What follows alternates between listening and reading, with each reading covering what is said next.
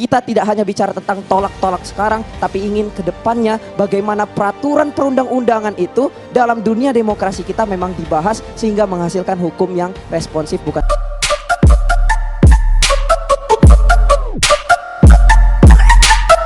Hai Indonesia, welcome to my channel. Ini adalah episode pertama saya dan kali ini kita akan membahas tentang partisipasi politik anak muda Indonesia. Enjoy. Kenapa anak muda harus berpartisipasi dalam perpolitikan Indonesia? 1. Indonesia dilahirkan dan dibesarkan oleh anak muda. Dalam proses lahirnya bangsa Indonesia, tidak terlepas dari keterlibatan anak muda dalam momentum-momentum politik bangsa ini. Partisipasi politik anak muda dalam menyatukan Nusantara pada 28 Oktober 1928 melahirkan Sumpah Pemuda. Selanjutnya, peristiwa Rengas Dengklok sebagai perwujudan aksi partisipasi politik anak muda dalam kutip untuk memaksa lahirnya kemerdekaan Indonesia. Momentum 1998, aksi demonstrasi yang dilakukan anak muda melahirkan reformasi dan menyalakan kembali demokrasi Indonesia. Dan belum lama ini, anak muda kembali menunjukkan partisipasi politiknya dalam aksi menolak Undang-Undang Omnibus Law. Menurut Samuel P. Huntington dan John M. Nelson dalam No Easy Choice, Political Participation in Developing Countries menyatakan bahwa partisipasi politik adalah kegiatan warga negara yang bertindak sebagai pribadi-pribadi yang ditunjukkan untuk mempengaruhi pembuatan keputusan oleh pemerintah. Dan yang kedua, anak muda adalah populasi terbesarnya Indonesia. Badan Pusat Statistik mencatat generasi milenial mencapai 33,75% dari jumlah penduduk Indonesia. Dari 67,02% usia produktif di Indonesia, 50,36% adalah generasi milenial. Sehingga apapun suara anak muda bakalan menjadi suara bangsa ini. Masih ingat gak soal fenomena ketua DPR yang mematikan mic saat rapat pembahasan Omnibus Law? Nah, terlepas dari alasan atas peristiwa tersebut, berita tersebut viral di media sosial. Hal ini kemudian menimbulkan pertanyaan, apakah partisipasi politik itu hanya sebatas ikut pemilu? Menurut Milber and Gold, membedakan partisipasi politik menjadi beberapa jenis, yaitu pertama, partisipasi politik apatis adalah orang yang menarik diri dari proses politik. 2. Partisipasi politik spektor adalah orang yang setidak-tidaknya pernah ikut memilih dalam pemilihan umum. Nah, yang ketiga, partisipasi politik gladiator adalah orang yang secara aktif terlibat dalam proses politik, yakni komunikator, spesialis mengadakan tatap muka, aktivis partai dan pekerja kampanye, serta aktivis masyarakat. 3.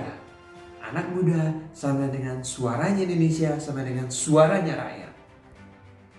Dalam teorinya, Ramlan Subakti mengelompokkan partisipasi politik menjadi dua kategori, partisipasi aktif dan partisipasi pasif. Pertama, partisipasi aktif adalah kegiatan yang berorientasi proses input dan output politik.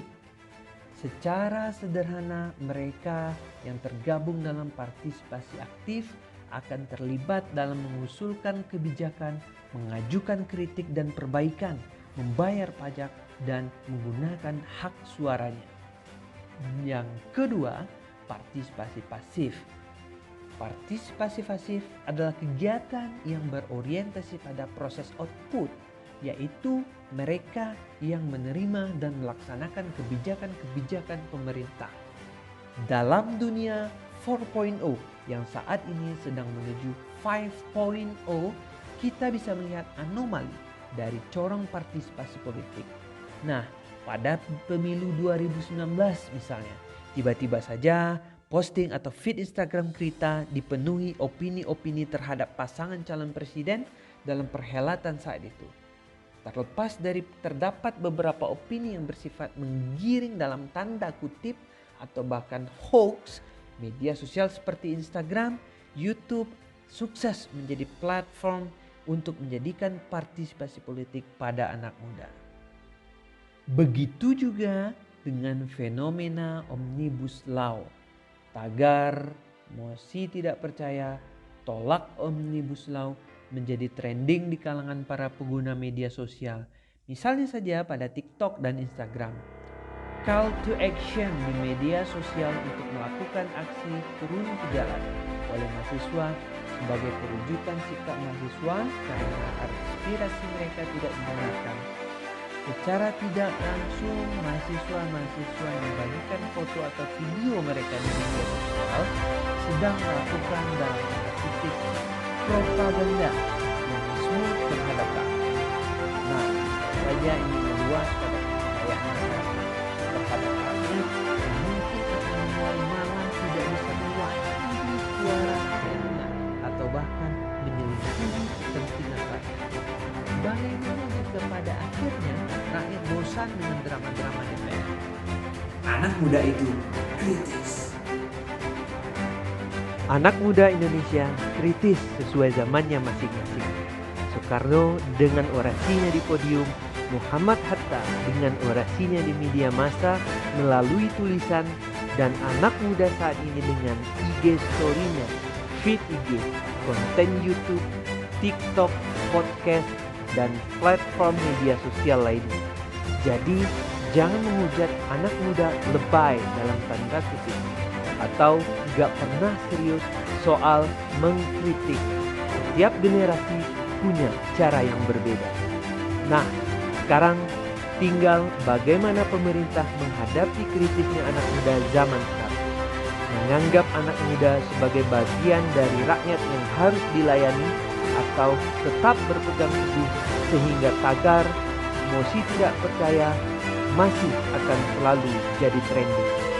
Mengingat besarnya dampak partisipasi politik anak muda dalam mengawal demokrasi, maka sudah saatnya pemerintah menjadikan anak muda sebagai partner dalam kehidupan bernegara. Hal ini tidak saja menciptakan sinergi antara kedua belah pihak, tetapi juga bisa mengoptimalkan potensi anak muda untuk mendukung kemajuan NKRI yang kita cintai. Thanks for watching. Terus dukung channel ini supaya bisa bermanfaat dalam berbagi informasi dengan cara like, subscribe, and share. Tunggu episode IRM berikutnya. Salam Indonesia.